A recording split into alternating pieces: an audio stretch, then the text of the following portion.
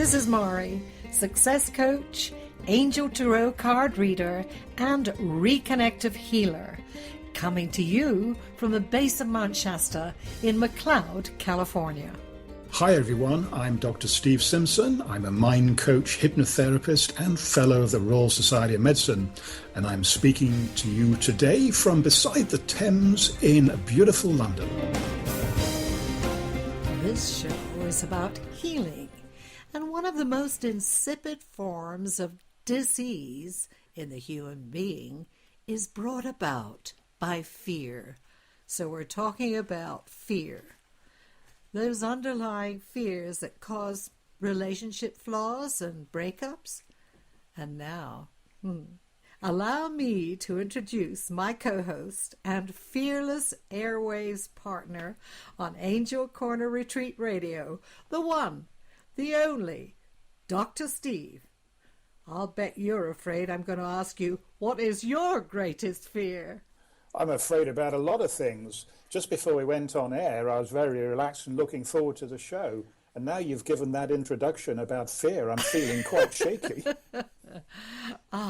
Take a deep breath, my dear. Thank you. Better now? Oh, that's a lot better. Right, can we get on now? Oh, isn't it fun? This is why living in the moment helps to eradicate those fears.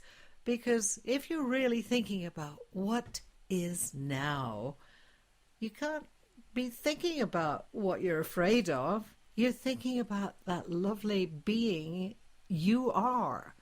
And you are a lovely being. Well, thank you for saying that, and I'm sure you are too. In fact, I know that you are. And you're absolutely right. Fear is a negative emotion. And if we live in the moment, there is no room for fear, because fear is when we start thinking about all kinds of things that might happen in the future. What if this happens? What if that happens? So that gives us a clue how we might be able to fight fear. And yeah, I'm so glad you brought up the what if factor, because I'm always teaching my clients, when you say, but what if, you immediately drop your energy by about 30 points. And how about, but what if something good happens? What if we're looking at the positive that is going to come out of this? That's where our focus needs to be. And in every negative situation, there is always a gift. We just have to look for it. And sometimes, yes, it can be a little difficult and be trying. However, we have to keep in mind that there truly is a gift. Don't lose track of that. Yeah, we do have to look for that gift. And we have to look at the what if something absolutely wonderful is going to happen today. But the strange thing about our brains is that we almost never do that. Our default mode, when we go, what if, is our collection, our memory bank of everything that's gone wrong. And we are experts at categorizing and filing and keeping all of this stuff that's gone wrong. If only we were so skillful at bigging up the good stuff that we did. And when we say, what if, there's an edge of excitement because, bring it on. I'm ready. I've done this before. I like it and I want more of it.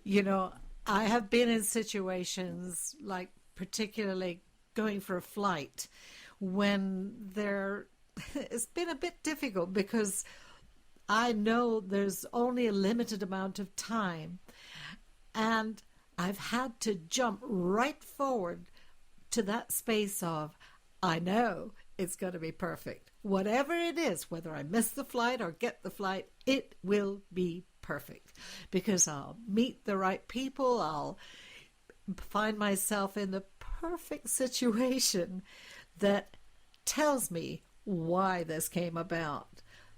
Hey, I've done it often enough. It's happened so many times. And in hindsight, I have a lovely group of lessons that have brought me to this understanding. No, it didn't happen easily, but And forget the buts, drop the buts, and it's enlightening. But what? No, no, sorry, I've got to stop the buts. And what I was, and what I was about to say is that there is a reason for everything that goes on in our brain. The problem is that very often it can be a scrambled reason. And fear is one of the deepest emotions that we have. It lives in that deep part of the midbrain that some people call the reptilian brain. So what they mean by that is that this is something that has been inherited over the hundreds and thousands of years of our evolution. And the reason that we have fear for some things is because it's to protect us. It's good. I had a client who had a fear of skiing. And he asked if I could help him. And I said, well, yeah, I could. And unfortunately, my guardian angel, would that be Gabrielle? I don't know what his or her name is. But I had a message, hold on a bit, go steady. So I said to this guy, I said, look, is there any particular reason why you're frightened of skiing? And he said, well, yeah, the last 3 years I've been skiing, I've had terrible accidents. And the one last year, I almost killed myself. And I thought, no, this is a challenge I'm not going to accept, because I think this person is getting a message that probably it's time he started ordering rose catalogues and learning how to prune stuff in his garden. I'm not sure that skiing is for him. But anyway, my point is, fear is there for a reason, but the problem is that over the years, we have learnt more and more things to be frightened of. We go back to the baby analogy. When a baby is just born, how many things do you think it's frightened of? 0. It could easily be 0. Now, some people tell me that there's 2 things that babies are frightened of: loud noises and a fear of being dropped. I don't know what on earth evidence they base that on, but I suppose that if I was being held up by my ankles by a midwife screaming and shouting at me, and my slippery feet were slipping through her slippery hands onto, yeah, okay, I'm making myself have a panic attack just thinking about it. Oh, well, in that regard, I remember Harry distinctly telling me he remembers being born. He remembers the cold tray that he was laid upon and all the experience around it. That's pretty phenomenal. But I thankfully don't remember that. But I remember plenty of slaps since then, like from teachers, whatever. If I looked at them cross-eyed, I know. What are you doing, Mahri? That old fear that comes up. Yeah, we talked about those bullying teachers last week, didn't we? And I've been trying to forgive them for the whole week. I've moved a little bit. Well, evidently we have to spend some more time together. I shall help you. Yes, the thing is that I believe that fear can also be just an automatic register for us. We absolutely go to that place on an automatic adventure. For instance, when we see the headlines in a newspaper that say, disasters, blah, blah, blah, we take in a heavy breath, not in a good way, that stymies our ability to see beyond that. We immediately go into that automatic register that says, oh, I'm afraid now. And we don't even know what we're afraid about. We've just read one word, maybe, a headline. It's as with so many things in life, this is all about balance. The most comfortable place for us to be is in a place where we know, surrounded by people we know, and doing tasks that we've done 1,000 or 1,000,000 times before. That's called living in the comfort zone. And it can be a great place to be. But the downside is that until you step outside of that comfort zone, you never know what you're going to be capable of. You're basically in a prison that's lined with cotton wool. And what made me think about this was last year, one of my clients sent me a book to read. Actually, she gave me the title of the book. And she's a very brave young lady, by the way. And the book was called The Rise of Superman. And I thought, well, I'm sure you get the same as I do, Mahri. In our business, people are always saying, oh, you've got to read this brilliant book. And because we're into this sort of thing, we say, yeah, and so the books pile higher and higher. So I now get a sort of a stomach pain when somebody says, oh, you've got to read this book. Anyway, with this particular person, I trusted her and I bought the book, and it was a brilliant book.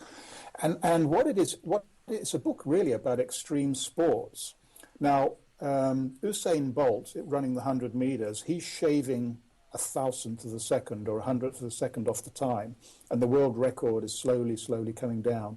These people in extreme sports are smashing world records by 500% all the time.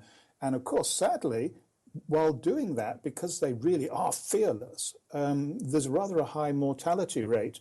So I decided I wasn't going to do any base jumping or rock climbing without ropes. Although I was tempted. But I thought, no, from now on, I am going to do something different every year that just takes me outside my edge. And so after reading this book, I signed up for some gliding lessons. You know, you get winched up into the sky on this glider. And I found it wasn't fear, it was excitement. But when I came down, slowly, I'd have felt differently if I'd come down quick. But when I came down slowly, I felt so elated. And, you know, I'm just going to keep on doing stuff like that. And I encourage everybody to think about it, but always with that little question in the mind, you know, what is the downside? Because there are some things that are so risky that I think you're better at home knitting a new jumper. Oh gosh, I just had a flash of many years ago being in, I believe it was Bermuda or wherever, where they were doing the parasailing.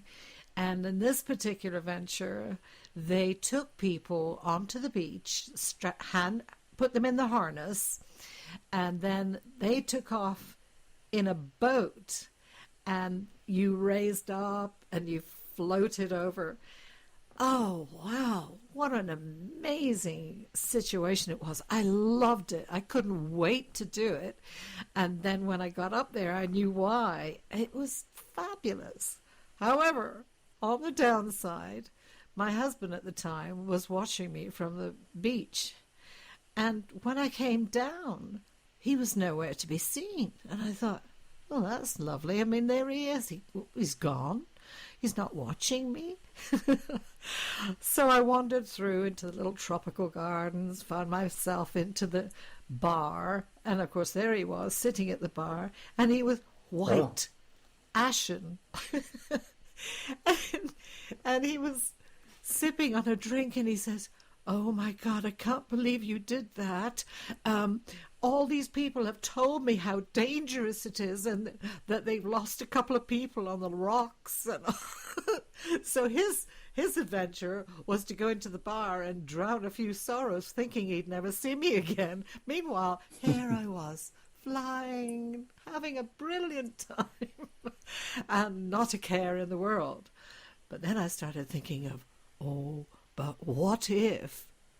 I stopped that. Yeah, because that's the difference. You see, you were there thinking, what a wonderful view, and your former husband was in the bar thinking, well, what if she falls onto the rocks? He had a completely different picture in his mind to the picture that you had.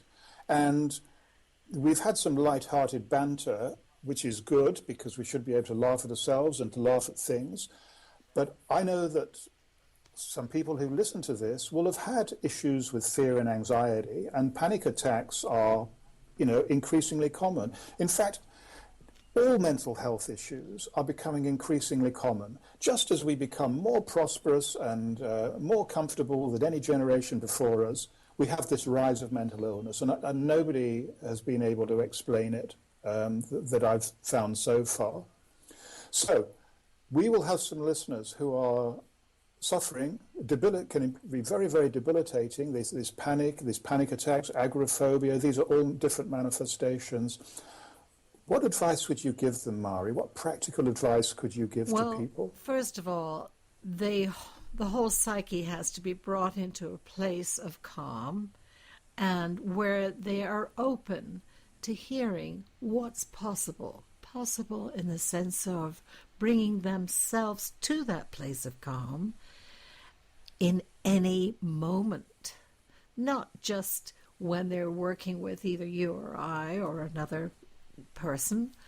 They have to know that they can do that themselves, that all of the gifts that they have to bring calm and peace are truly within their being. They are perhaps untapped. They have not found the light yet. But when they do, they will experience the ability to bring themselves that peace, that breathing. I have noticed a lot of times the clients that I work with are shallow breathers, as I tend to be sometimes. I have to catch myself. And when I do, I recognize that in that place of shallow breathing, my fear is exacerbated. Any of my anxiety is exacerbated. So my point is just to point out the importance of that breathing.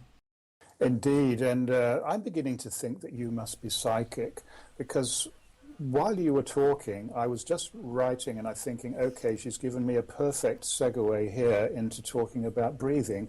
And then in the next minute, the next second, guess what you start talking about? But so anyway, I couldn't agree with you more. I think a panic attack is as much a breathing problem as anything else. And we start breathing faster and more shallower because it's a physiological response to adrenaline.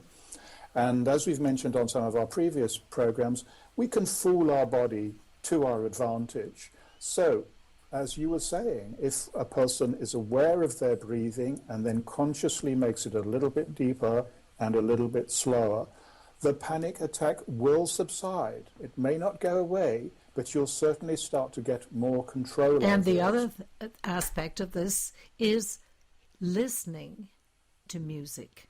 The sound of music can be so helpful in the calming of the being.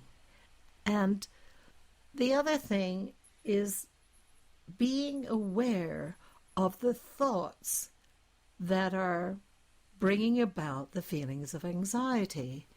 And are they real? Are they truly real? Are they actually happening in this moment?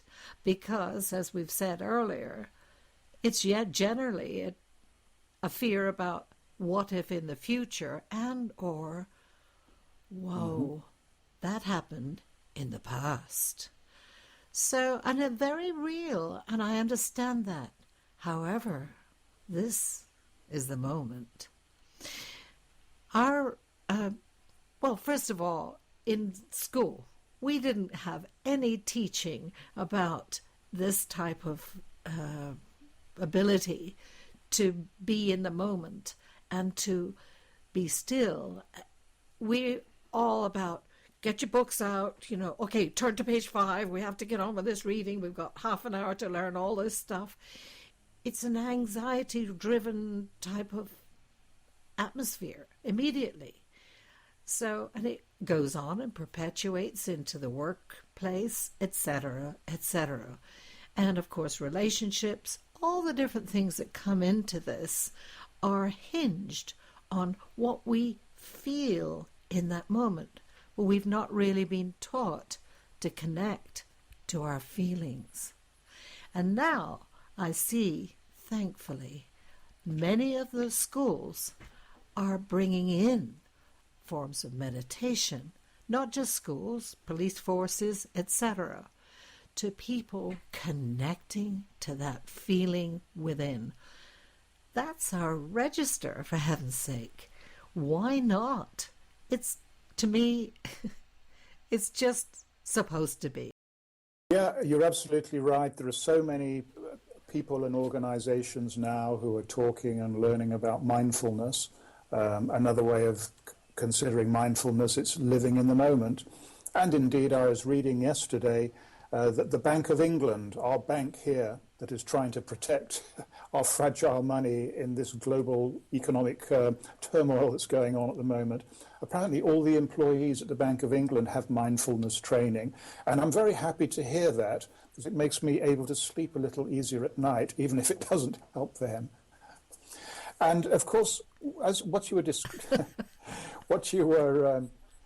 describing about living in the moment, well, of course, you see somebody who's having a panic attack or, this what-if thing, what they've done is they've projected their thoughts through to the future, and they've dragged that picture of the future back into their moment. So they are living it as if it is real. And, well, the primitive part of their brain thinks that it is. And so knowing that, it gives us more clues. If we can cram our moment full of the stuff that we want, bringing in the pictures and the sounds and the music, then there's no room for that other rubbish to get in. Visualization. Beautiful. And often, I don't know if this happens with you, I notice that people say, but I'm not real good at visualizing. They kind of discount that. And so when they go off on one of their conversations about the past, I said, okay, now, this is not happening right now. We agreed on that. Right. Okay.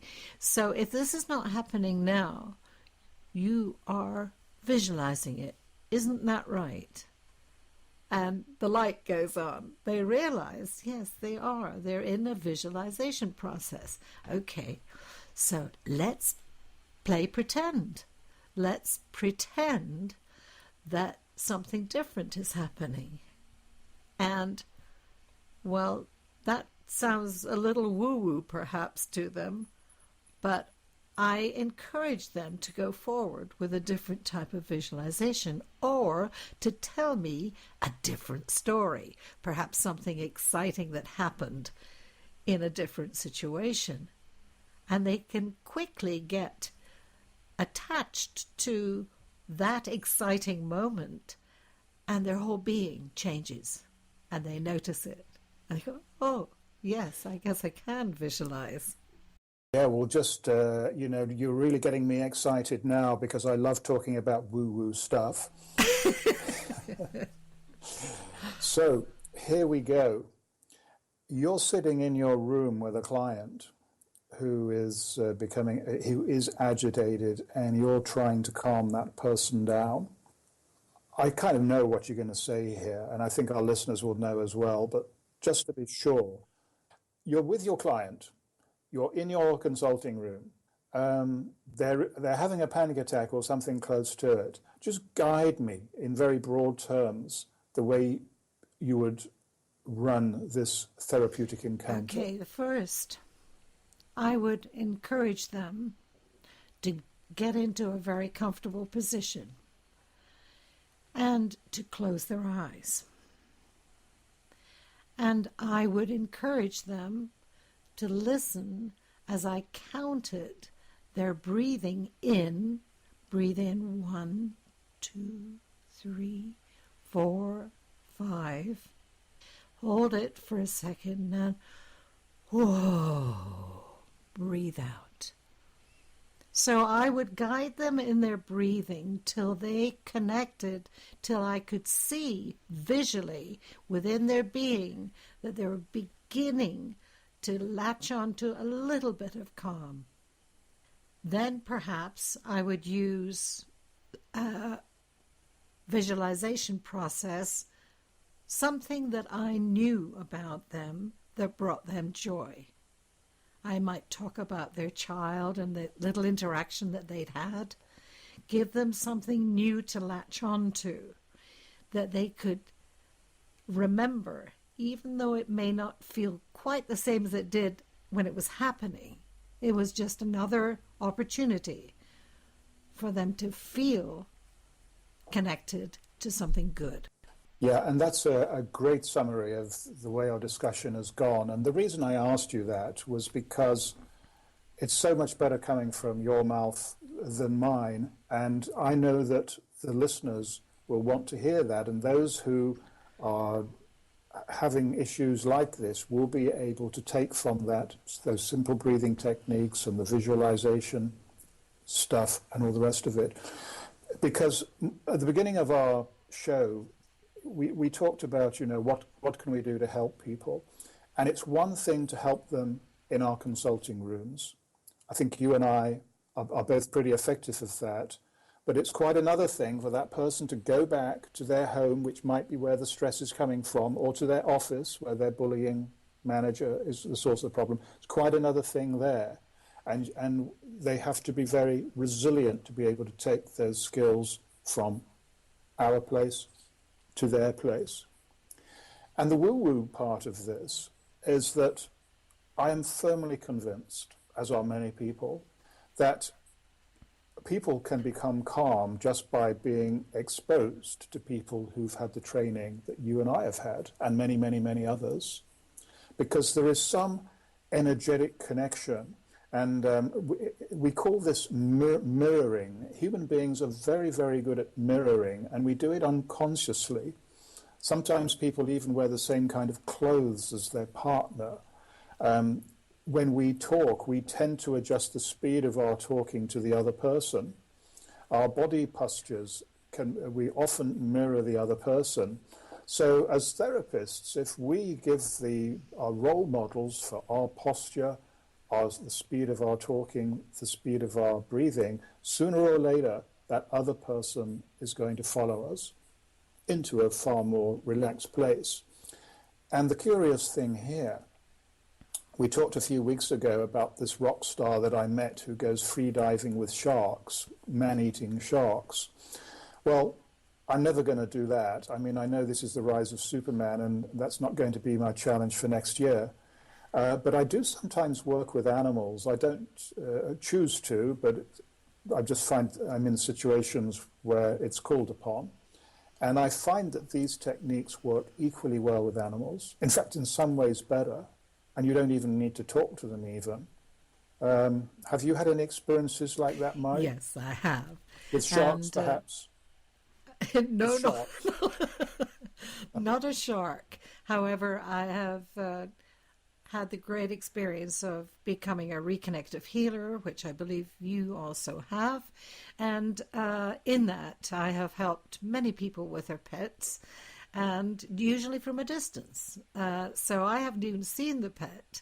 And in fact, very dear friends of ours who have just moved to the McLeod area where we are, brought their dog with them that I had healed and but done from a distance. And now the fur on his body that had been missing from attacks of anxiety on the dog's part is now luscious and growing all beautifully. And I got to see it the other day for the first time. It was so beautiful. Yes, it's possible. Anything is possible, even with an animal. So that ought to be heartwarming to our listeners to know that one does not have to even be with us in person to receive the healing that they need in whatever it is. However, one of the things I think about when I think about fear is all the different things that bring fear into our day. Fear of not having enough money, fear of not having enough time, fear of not being appropriate, fear of, etc., etc. And all of these fears bring us to a place of lack within ourselves that creates a need for healing. And with that in mind, I will share something with you. I've been waiting for this one. Just before you start, I just want to say, when you were telling the story about the dog whose hair had fallen out, I can feel hair growing on the top of my head already. I love that. And just before I start that, however, I'm going to mention, I was looking up about quotations on fear, and of course, most everybody has heard this one. It's false self-evident, appearing real, and there is no author. It's anonymous. I guess they were afraid to use their name. So anyway, with that in mind, I will read this poem, which is also in my book, Soul Talking, Wisdom in Rhyme. Plenty. There's always plenty of time. There's always plenty of money. There's always plenty of love. Though those words seem funny, it's all in the way I see it. I choose to think this way. As long as I believe in this, things go well every day. It's almost as if it's magic. My thoughts are powerful things. Each and every thought I think is just what my life brings. There's always plenty of love. There's always plenty of time. There's always plenty of money. These thoughts I choose as mine. When I think of other things that I choose to have plenty of, the sky is the ultimate limit, so long as I come from love.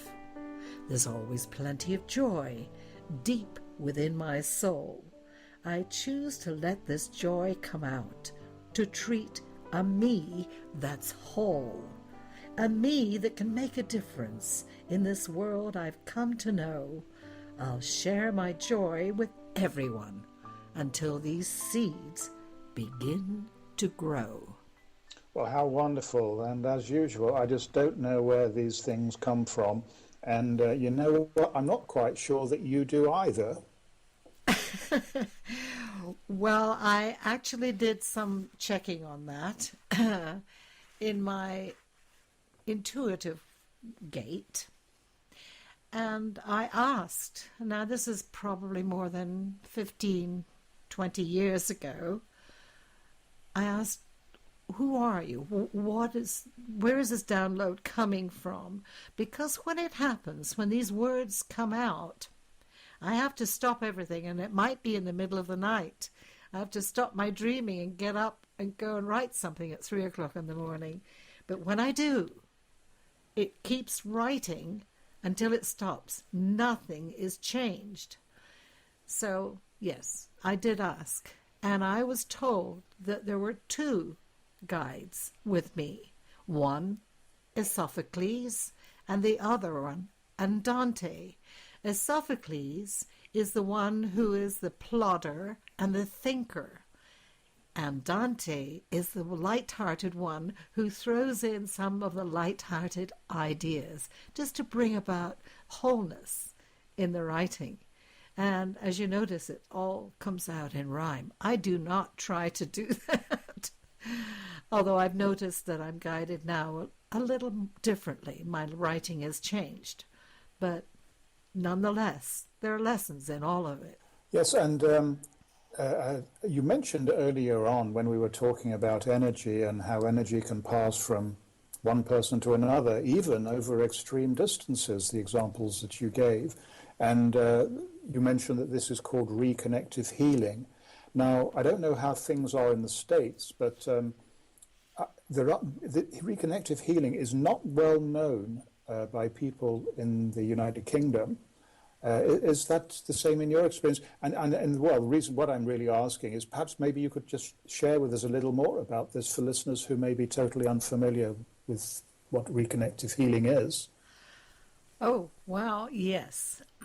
Well, first of all, I had my reconnective healing 4 years ago now. And that was what made me a believer. I was very ill, and Harry brought in a reconnective healer. She, in 20 minutes, turned my life around. And I, in turn, went out and helped other people just from seeing a little bit of what she did. In 20 minutes, I went from being totally without voice, feeling totally ill all throughout my body, to total wholeness, 20 minutes.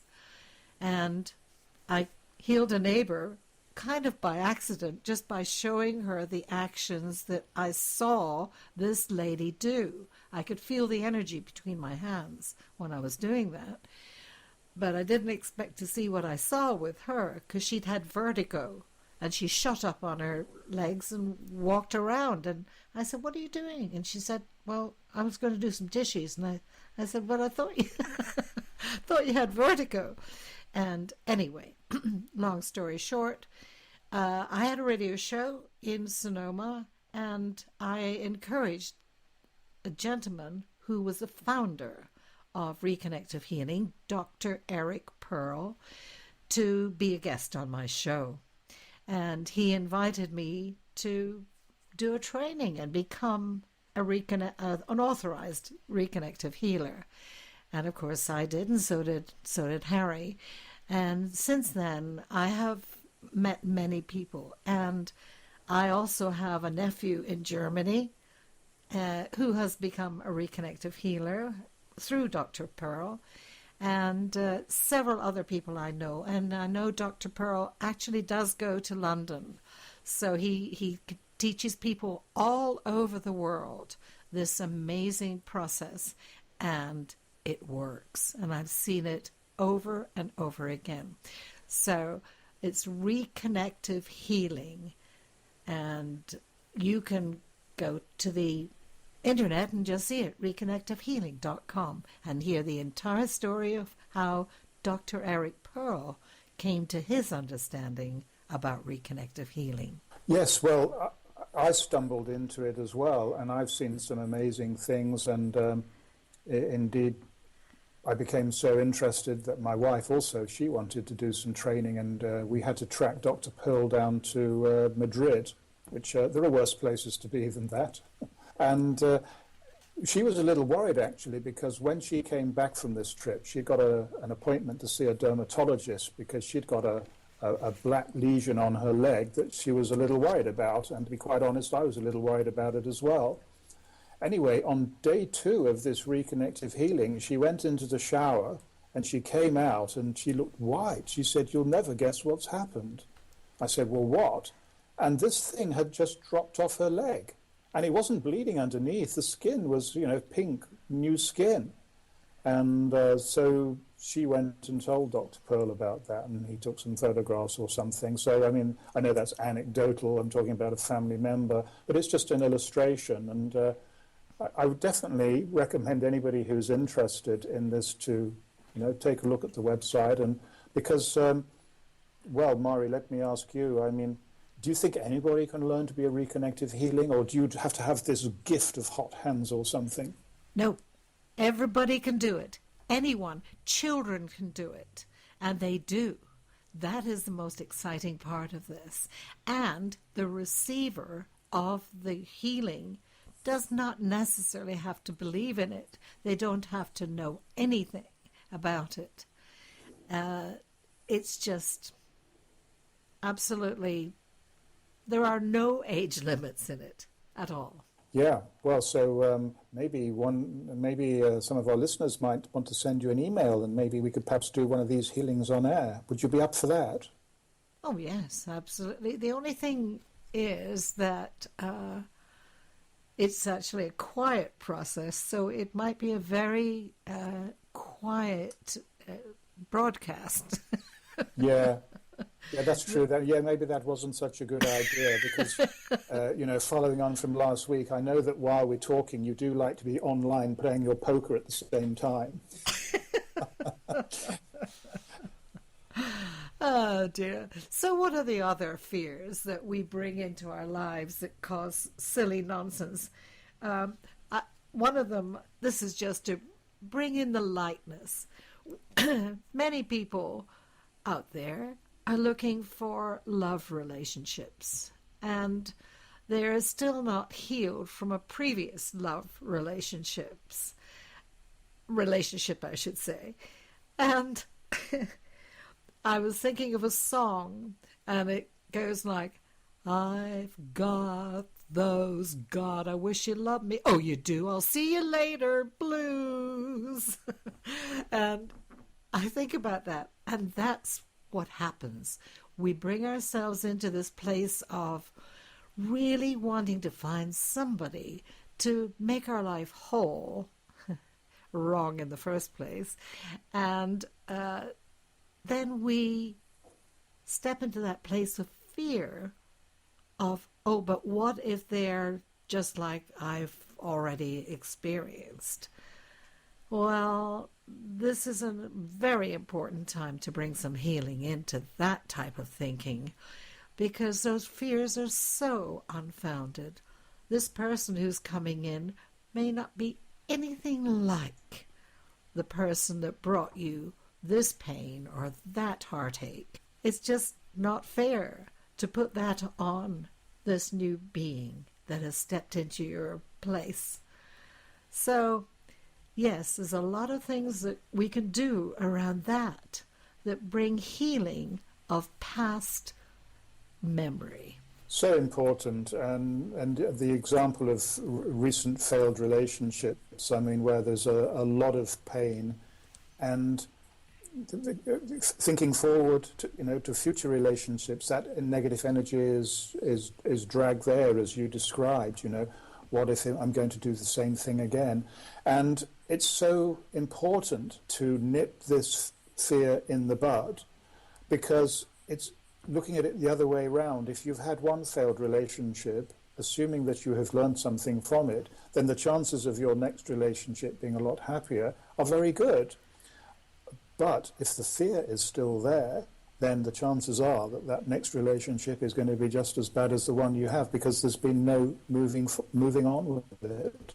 And when you're bringing your fears about your being, about who you are being and how you are being into any dynamic, whether it is a primary relationship or not, you're depleting the possibility of a totally good experience by dragging along those fears from the past that are all within you. So I would say to my clients, you're not ready for a relationship. And they'll look at me, why? And I'll say, well, you don't have a good relationship with you yet. So let's work on you, and let's get you to a place where you can drop all of these fears about who you are and how you are, and bring about that whole being that is inside you. I promise. That diamond just needs a little shining. Well, you're the experts on shiny diamonds. What does Harry do in his spare time? Is he a bank robber? Anyway, I mustn't be frivolous, because I'm dying to ask you, what are we going to talk about next week? Aha! Mm-hmm. I actually do know this time. Ah. And it is miracle healing. So, yes, more on that. Miracle healing. Can't wait for that one, because I've read quite a few things about this, and I'm quite sure, as you have, we've got some experiences. So I think this is going to be a fun program, isn't it? Absolutely. And we'll have some surprises. How you like that? I love surprises. Thanks a lot, Dr. Steve. You're the best. Well, thank you, Mahri. I think you're the best. But I tell everybody that it makes my life easier. But you really are the best of the best. Almost as good as Harry. Almost as good as Harry. And we love Harry. Thank you. You certainly do. Can't wait till next week. Bye-bye. Bye. Angel Corner Retreat Radio is produced by Happy Radio Network in our studios in McLeod, California. Thank you for listening.